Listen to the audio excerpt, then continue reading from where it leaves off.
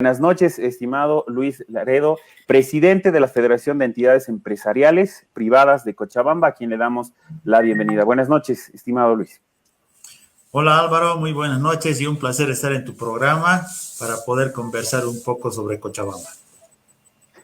Bueno, primeramente, muchas gracias a usted. Nosotros somos los agradecidos porque la información y los datos que usted nos va a brindar es justamente algo muy, pero muy importante y lo que necesitamos conocer y saber.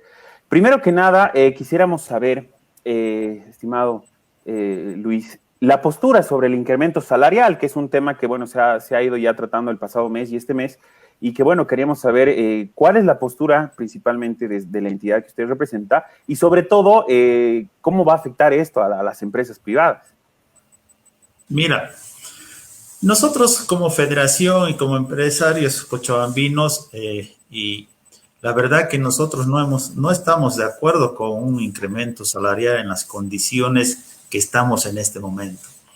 Primero, porque todos pueden decir que es un incremento. Primero se manejó al 0,67%, después subieron al 2%, ya que la COP quería el 5%. Creo que básicamente no es porque no se quiera pagar, que no se quiera dar este beneficio a los trabajadores.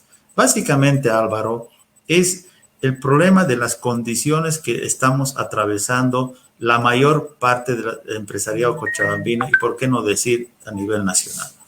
En ese sentido, nosotros nos hemos opuesto para un incremento salarial precisamente porque no tenemos las condiciones. ¿Y cuáles son las condiciones? Ustedes ven, y toda la sociedad civil, todos los que estamos a pie caminando por las calles, vemos todos los días que se está incrementando el contrabando y la informalidad en las calles.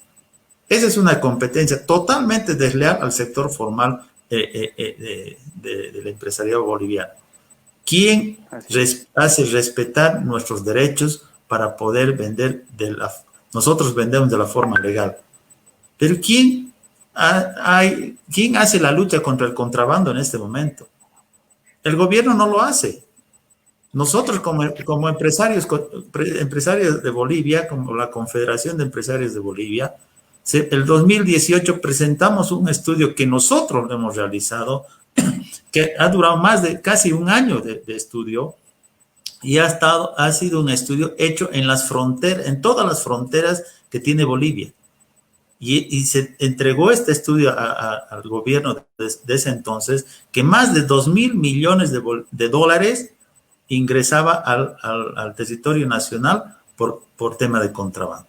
Imagínate ahora, te estoy hablando de 2018, han pasado 3 años, me imagino que debe ser por los 2.300 millones de dólares. ¿Quién controla eso? Son 2.300 millones de dólares que salen del país todos los años. Y lamentablemente esos 2.300 millones de dólares que podrían quedarse en el país, que se puedan consumir productos nacionales de la región, los cochabambinos deberían consumir especialmente productos de las empresas cochabambinas, pero bueno, digamos que sean empresas bolivianas, que es lo lógico. Imagínate que se quede la mitad en Bolivia, querido Álvaro, realmente cambiaríamos la situación de las empresas que estamos viviendo en este momento.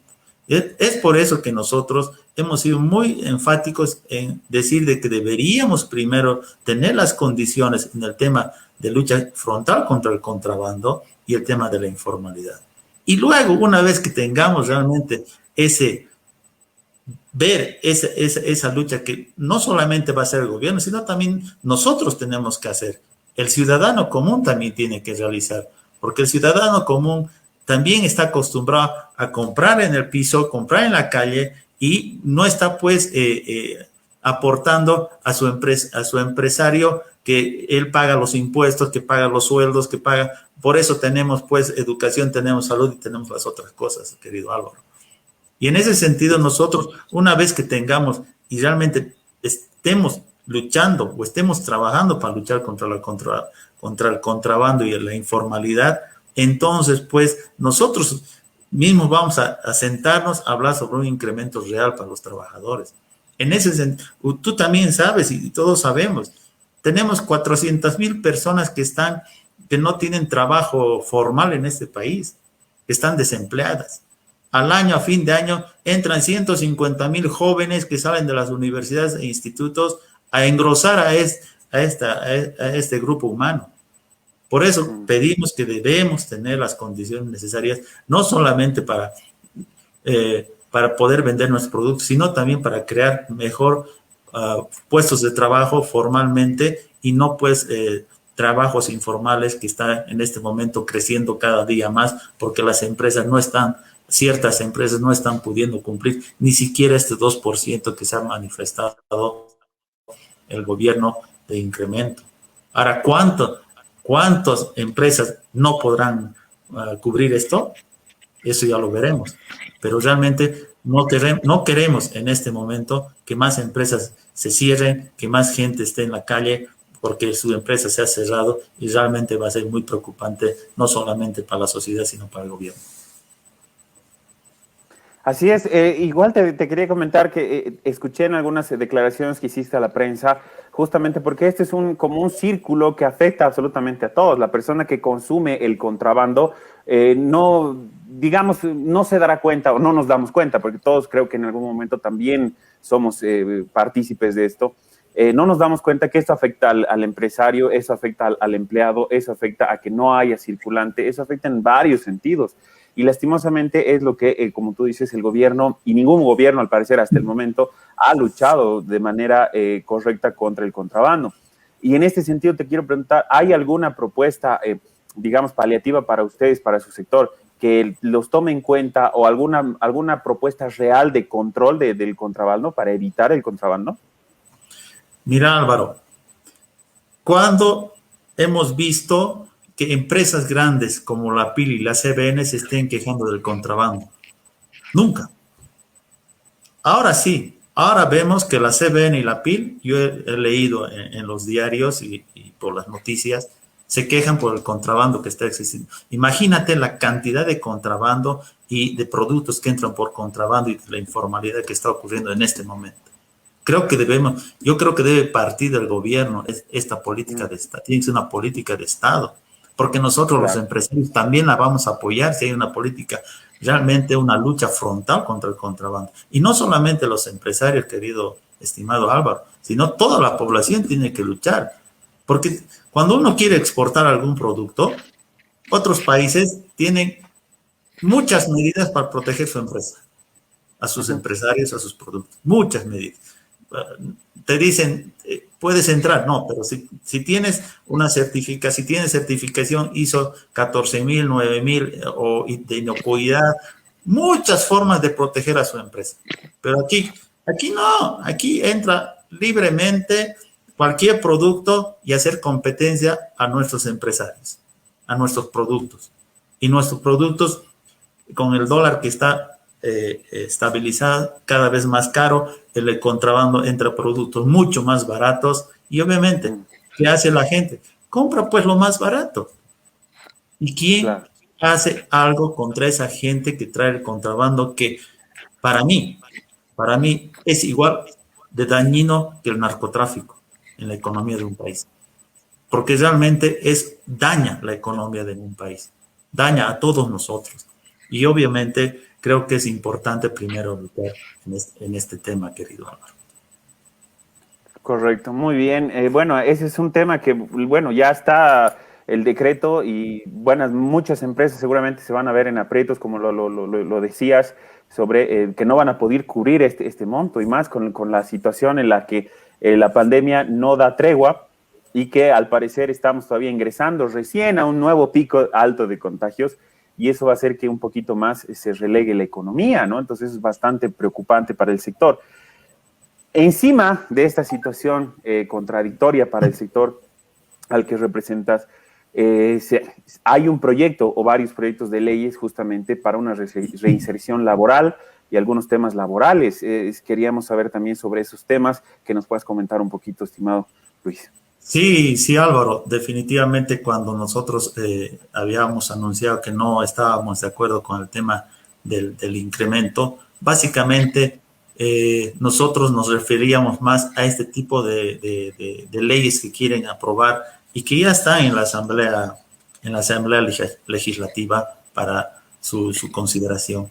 Y realmente, si realmente aprueban estas leyes que realmente van a ser lapidarias para el empresariado boliviano, no sé dónde vamos a parar, porque las empresas no van a tener la capacidad suficiente para poder cancelar.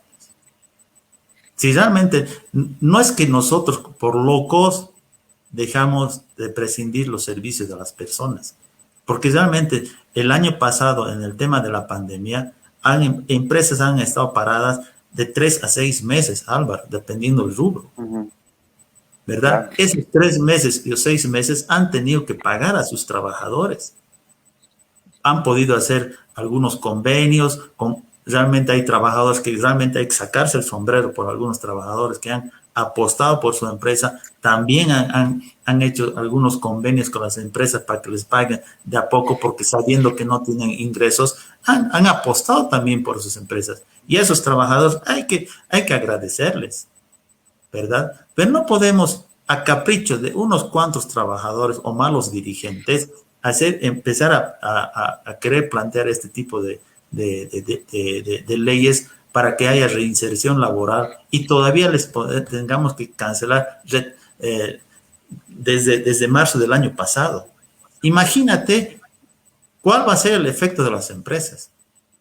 O definitivamente sería bueno que el gobierno nos diga en qué condiciones queremos trabajar, quiere que trabajemos nosotros los empresarios privados, ¿verdad? O sea, seamos más honestos, seamos más, o sea, ¿por qué no nos sentamos y nos sinceramos, mejor dicho? Porque realmente estas normativas van a ir haciendo que desaparezca el empresariado privado en Bolivia. Si sabemos que más del 75% del empresario boliviano es empresa pequeña y mediana, y el 2-3% es empresa grande, no hay más. Imagínate, está queriendo que desaparezca el 70% de las empresas que da el 20% del empleo formal, porque el otro 80% es empleo informal que existe en el país. O sea, creemos que nosotros como sector privado, Álvaro, antes que haya el aumento salarial, antes que se maneje eso, ya habíamos pedido con varias cartas que nos podamos reunir con el gobierno. Estamos hablando de la Confederación de Empresarios Privados de Bolivia. Pero lamentablemente, hasta el día de hoy no hemos tenido ninguna respuesta para poder sentarnos a conversar sobre lo que decíamos: contrabando, informalidad, aumentos salariales, activación económica. Inclusive en el último congreso que hemos tenido con del empresariado, también hemos manifestado de que nosotros podíamos coadyuvar al tema de la vacunación, el tema de salud y el tema de vacunar a la población. Pero no tenemos ninguna respuesta del gobierno. Ahí te das cuenta y nos damos cuenta que el gobierno no sé si quiere trabajar con nosotros o nos quiere a un lado. Porque lamentablemente desde hace mucho tiempo nosotros hemos pedido como sector privado que nos sentemos en el tema salarial, nos sentemos a hablar con el gobierno, con los trabajadores y la empresa privada, como manda la Organización Internacional del Trabajo. Pero lamentablemente nunca hemos sido llamados para poder conversar y consensuar y ver, porque no es solamente mandar una cifra o un porcentaje, sino tenemos que ver las condiciones, cómo está el país, las condiciones, cómo están el mercado, las condiciones, cómo está cada empresa, cada región, cada rubro. O sea, esas cosas tenemos que estudiar y no solamente decir, yo pido 10%, ya hemos llegado al 5%. No va así, Álvaro. Creo que hay que ver ciertas condiciones y todas las condiciones para ver si realmente vale la pena tener un incremento salarial o qué política se va a seguir. Y sí, y bueno, en este sentido igual hemos escuchado en los medios de justamente que estaban solicitando una reunión de los 3 sectores, ¿no? Que sería lo lógico, que sería, digamos, lo justo, si así lo queremos ver. Aún así no se ha podido porque estamos acostumbrados a que si no se logra, se marcha o se bloquea, ¿no? Y eso es lo que lastimosamente hemos vivido estas 2 últimas semanas con bloqueos de transporte. ¿Cómo afecta esto a su sector? Fuera de toda la situación precaria, fuera de toda la situación que la misma pandemia produce para que el sector no se pueda reactivar, encima estamos con bloqueos que incluso a veces no tienen mucho que ver con el sector, ¿no? Entonces, ¿cómo afecta esto al sector privado? Mira, cualquier bloqueo que haya en el país afecta al empresario privado y no solamente al empresario, sino al país mismo, ¿no? No podemos, el empresario, el exportador no puede llegar a sus mercados. Segundo, los, el transporte pesado para poder exportar, llevar la carga a los puertos chilenos, Chile ha puesto una, una regla, una condición que todos los choferes tienen que tener su prueba PCR máximo 72 horas antes. Imagínate un bloqueo y lo para al chofer a la mitad del camino. Ese estudio de PCR que le ha costado al dueño del camión o al dueño de la empresa ya no sirve, tiene que volver a hacer otro, ¿verdad? Y obviamente, peor para Cochabamba. Un paro aquí en Cochabamba, aquí decían los del sector exportador, más o menos se pierde $400,000 al día,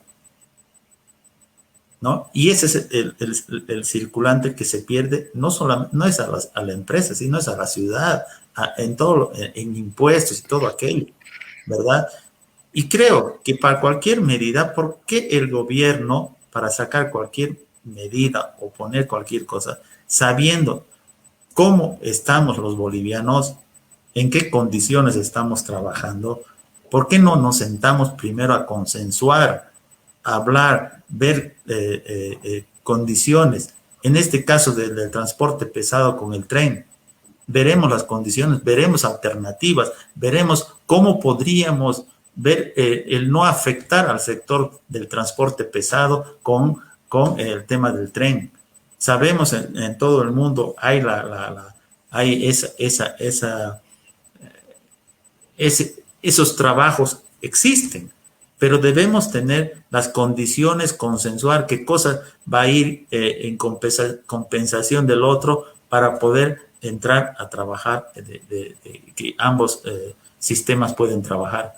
Pero no, tenemos que implantar, tenemos que entrar, pero sin consensuar y no dañar. O sea, creo que debemos consensuar, sentarnos y ver la mejor manera de poder hacer las cosas y de implementar estas cosas. Cualquier bloqueo para el sector en cualquier parte del país es un descalabro para el sector privado y realmente con lo poco que estamos ya así en la línea, cualquier rato muchas, pero varias empresas van a ir cerrando de a poco y realmente, o si no, van a tener que ir reduciendo, seguir reduciendo su planilla y eso es lo que no queremos. Correcto. ¿Algún dato así, digamos, no tan preciso, si tuviera, de cuántas empresas son las que se han cerrado y cuántas son las empresas que están abriendo, digamos, o si es que hay reactivación de alguna manera? ¿Tiene algún dato así? Mira, nosotros de enero a marzo, aquí en Cochabamba se han cerrado poquito más de 150 empresas.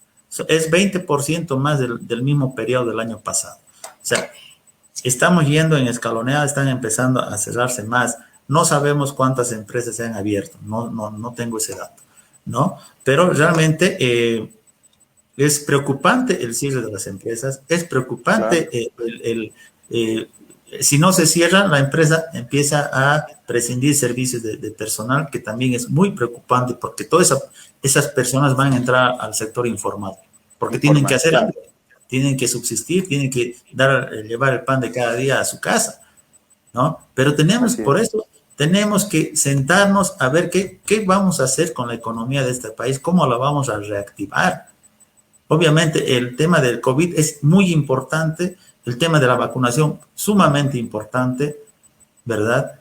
Pero también tenemos que ver en qué condiciones el empresario va a trabajar, porque no es cuestión de, no, el empresario hay que aumentarle cierto porcentaje de incremento, hay que hacerle estas leyes. Todo nos dan a nosotros, pero las personas que hacen el contrabando, bien, gracias. Viven tranquilos, viven felices y sin responder a nada.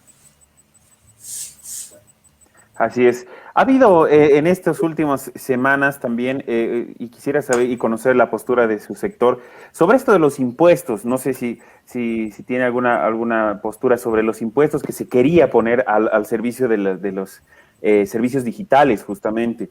Que, bueno, va también a colación de que en vez de colaborar para una reactivación económica, que va a ser la siguiente pregunta, están poniendo más y más impuestos a muchos, ¿no? Y en este momento creo que habría que pensar la mejor manera de que se reduzca de alguna manera para que muchos podamos acceder a pagar y no subir para que menos paguemos, ¿no? O sea, es medio ilógico, pero ¿hay alguna postura, digamos, desde la federación cómo ven este tema de querer poner impuestos a estos servicios digitales?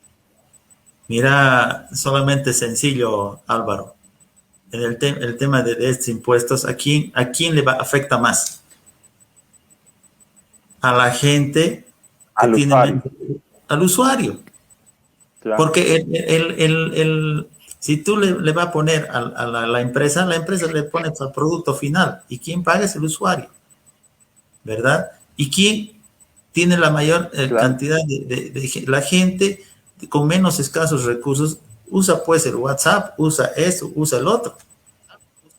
O sea, estamos dañando más a la economía del pueblo que en beneficio del país, ¿verdad? O sea, yo creo que si Ujú. quieren debería el gobierno pensar en ampliar el universo de contribuyentes en vez de ir reduciendo, ¿verdad? Tiene que Claro. ampliar, ver la ley 843 del tema tributario. Hay que analizar, abrir y ver para ampliar el universo de contribuyentes. Ahora, de repente en eso hay muchas voces. Anteriormente decían, deberíamos bajar el IVA, deberíamos tener un impuesto único, ¿verdad? Un impuesto único. Bueno, hay que revisar, hay que consensuar, hay que ver, pero lo importante es aumentar el universo de contribuyentes para que el país también recaude más y todo el mundo pueda pagar su impuesto. Todos deberíamos pagar impuestos, todos.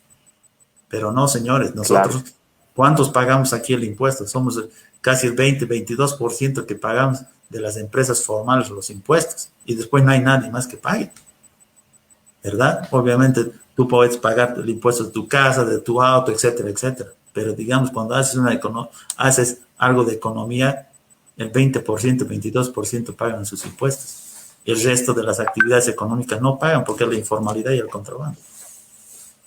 Y eso justamente hablábamos en el programa anterior, que va también a lo que usted nos decía de generar el contrabando, porque aquí también se puede generar un tipo de contrabando digital, ¿no? Por ejemplo, yo para no pagar acá puedo comprar el servicio afuera, porque la barrera digital ya no se puede controlar como las fronteras que usted mencionaba, fronteras físicas, ¿no? Tengo un amigo, Así. por ejemplo, en mi caso, yo tengo el servicio de Netflix, pero me lo paga mi hermano que está en Argentina, y él me manda la cuenta, y yo aquí no pago nada. Entonces, y eso va a ser directamente que echa la ley, echa la trampa, ¿no? Que mucha gente, si te ponen un impuesto acá, bueno, yo agarro y compro en otro lado y me pasan las cuentas, porque no hay una barrera digital, una barrera física donde el gobierno pueda controlar. Es muy difícil, ¿no? Entonces, creo que están apuntando mal, ¿no? Deberían direccionar esos esfuerzos en querer generar esos impuestos, en poder apoyar a los empresarios privados y sobre todo a controlar el contrabando.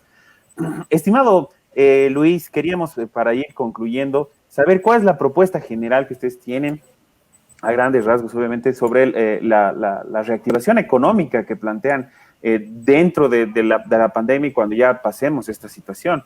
¿Cuál es la propuesta general que ustedes tienen para poder paliar un poco este tema económico?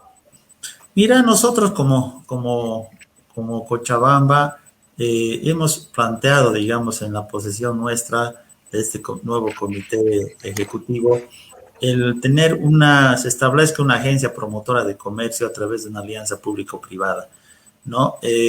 Después requerimos ventanillas únicas de comercio exterior para facilitar, digamos, el tema de la exportación e importación, ¿no? Para poder centralizar y homogenizar los requerimientos de las operaciones.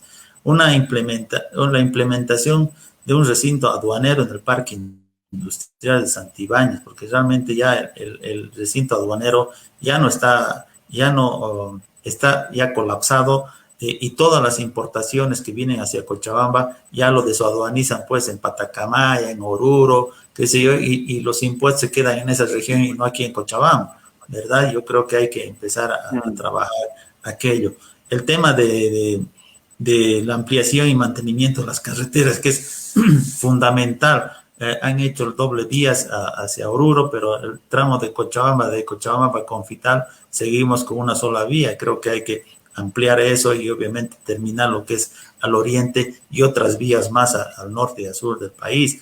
Tenemos que empezar a trabajar la hidrovía Ichilo-Mamoré, que es muy importante para los exportadores cochabambinos especialmente, porque van a ir directamente hacia los puertos del Atlántico y al norte del Brasil. Y tenemos también, y por tradición, inclusive para seguir teniendo volver a tener esa relación comercial con el Beni. Inclusive, estimado Álvaro, te digo un tema. En este momento, el Beni ha ampliado su frontera agrícola. Es cuando nosotros como cochabambinos debemos entrar al Beni a poder plantar maíz, sorgo para todo nuestro sector avícola. Tú sabes que el sector avícola de Cochabamba hace unos años atrás era el más fuerte de Bolivia. El 51% de los pollos que se vendía en Bolivia se producía en Cochabamba. Ahora tenemos el 48%. De esos 48%, el 75% de los pollos que se consumen en Occidente van de Cochabamba. Imagínate si nosotros tenemos, y lamentable, y hay que decirlo también, los avícolas cochabambinos están supeditados pues a los precios y a las cantidades que les venden los del Oriente, los de Santa Cruz, sus alimentos, ¿verdad? Por eso tenemos que ampliar, ir al Beni a poder cultivar para que tengamos garantizado el alimento para nuestros pollos, para producirlos en Cochabamba. Y eso va a ayudar mucho el tema de la hidrovía. Centros de inspección de carga internacional, mayor interconexión desde el área internacional, desde el aeropuerto Jorge Wilstermann, y también la ampliación de la nueva fase como centro logístico de comercio. Y lo que es importante, Álvaro, también debemos empezar y dar la prioridad para el pago de las empresas constructoras.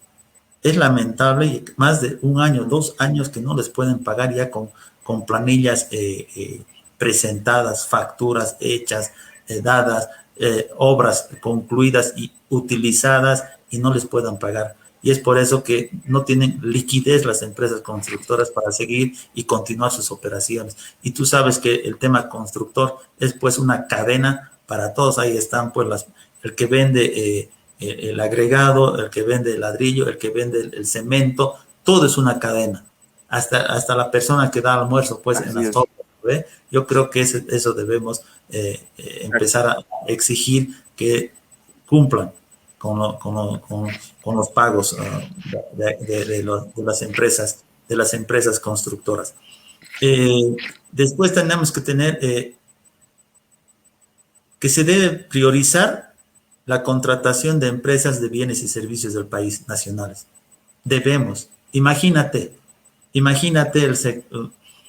la dotación de uniformes a la policía, al ejército, botas, que se contrate pues empresas nacionales para poder entregar la ropa a estas instituciones y a otras más. ¿Por qué tenemos que importar? ¿Por qué tenemos que adjudicar a empresas que importan ropa? ¿Por qué no podemos dar a empresas que elaboren la ropa aquí, que produzcan las botas aquí? Creo que son partes de que es cuestión de actitud y voluntad de todos nosotros de poder dar trabajo a nuestras empresas nacionales. Creo que en ese sentido también hemos propuesto el tema de la economía naranja como comité ejecutivo. La economía naranja es la economía creativa que se llama, Y la economía creativa por la ONU este año la ha denominado el 2021 el año de la economía creativa. La economía creativa te mueve mucho tema económico. Estamos hablando desde el emprendedor, desde el innovador, desde la persona que genera, el que crea videojuegos, el que está creando arte, cultura, cine, todo lo que está haciendo. Imagínate, nosotros, y nos hemos planteado como empresarios privados de Cochabamba, el dar las oportunidades a ese emprendedor que está empezando, que lamentablemente mucha gente ha dejado de trabajar o no ha perdido su trabajo y se ha vuelto emprendedor en todo este tiempo de la pandemia. A esa gente hay que apoyar, querido Álvaro, y nosotros como federación tenemos la obligación de hacerlo, porque tenemos que ese emprendedor tiene que crecer, tiene que generar mayor economía y eso es lo que nosotros en los futuros meses vamos a hacer los programas para poder darles ese apoyo a esos emprendedores cochabambinos, porque no queremos que se vayan de Cochabamba. Si quieren crecer, perfecto, que crezcan desde aquí para allá, pero no queremos que se vaya a otra región para crecer, sino que se quede en Cochabamba para seguir creciendo. Bueno, y hay otras cosas más que te podría ir enumerando, que hay muchas cosas, pero realmente debemos concentrarnos los esfuerzos para poder generar y apoyar a la industria nacional. De todas maneras, lo que se ve, ese avisor, es que se tiene mucho trabajo. Está muy, muy difícil la situación. Y bueno, creo que la capacidad en su persona está demostrada. Usted está casi flamante presidente de la federación y eso nos alegra porque parece que habría unas luces para poder confiar en esta federación para que pueda luchar por los beneficios, no solamente de las empresas, sino también de los trabajadores. Y eso es lo importante, ¿no? Trabajar de manera conjunta porque, como decíamos desde el principio, esto es un círculo que uno se apoya al otro y vuelve y vuelve y vuelve y no podemos no coexistir entre todos. Así que le deseamos el mayor de los éxitos, estimado Luis Laredo. Le agradecemos infinitamente por habernos aclarado muchas dudas el día de hoy aquí en el programa y obviamente invitarlo para algunas otras oportunidades para también poder charlar sobre varios temas de reactivación económica. Muchas gracias, presidente de la Federación de Entidades Empresariales Privadas de Cochabamba, Luis Laredo. Muchas gracias por estar con nosotros. Álvaro, para mí el gusto, y solamente decirte una cosita. Nosotros como federación, como comité ejecutivo, nos hemos puesto un lema y quisiera que todos los cochabambinos podamos hacerlo, que todos juntos levantemos Cochabamba. Y eso es nuestro deber y nuestra obligación de todos los cochabambinos que vivimos en esta bella tierra. Muchísimas gracias, Álvaro, y para cuando tú gustes estamos predispuestos a continuar y conversar. Gracias. No, gracias infinitamente a usted. Muchas gracias y un fuerte abrazo y cuídese mucho, por favor. Y estamos en contacto. Muchas gracias. Igual todos nosotros, igual para ti y la familia. Muchas gracias, Álvaro. Chao, hasta luego. Gracias.